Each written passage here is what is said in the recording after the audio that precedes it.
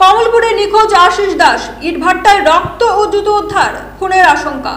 নিখোঁজ হওয়ার পর 48 ঘন্টা কেটে গেল, এখনো কোনো হদিশ পাওয়া যায়নি আশিস দাস নামে এক যুবকের।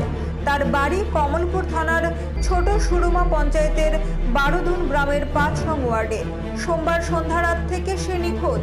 গত মঙ্গলবার দুপুরে RKI ইটভাটায় নিখোঁজ আশিসের পায়ের জুতো একটি ঘরের বারান্দায় রক্ত ও মদের বোতল ভাঙা অবস্থায় পড়ে থাকতে দেখে গ্রামবাসীদের মধ্যে চাঞ্চল্য ছড়িয়ে পড়ে। খবর দেওয়া হয় কমলপুর থানায়।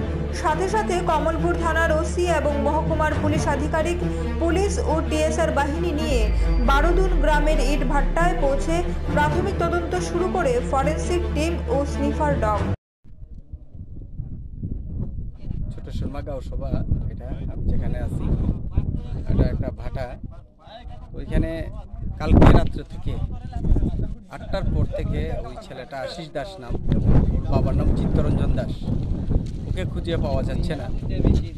তো আজকে সকালবেলা আমি 10টার দিকে আমি খবর পেলাম যে এখানে একটি আশিস দাসকে খুঁজে পাওয়া যাচ্ছে না।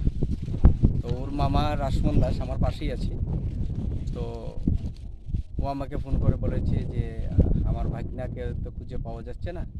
তো আমি এখানে আসলাম।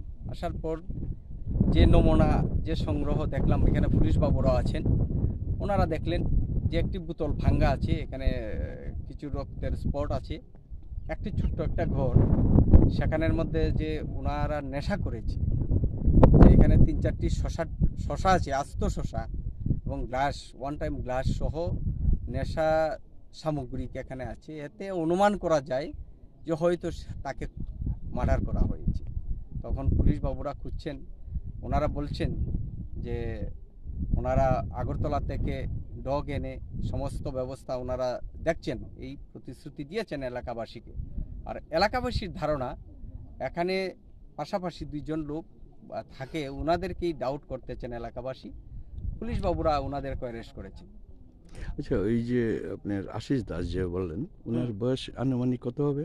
আনুমানিক 25-30, কত 37 হবে।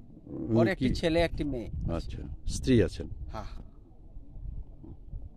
এই জায়গাটা তো বারোদুন বললেন না? বারোদুন, ছোট সুরমা গাঁও সভা। এখানে প্রধান আছেন, প্রধান, উপপ্রধান, মেম্বার। ব্যুরো রিপোর্ট, পাবলিক নাও।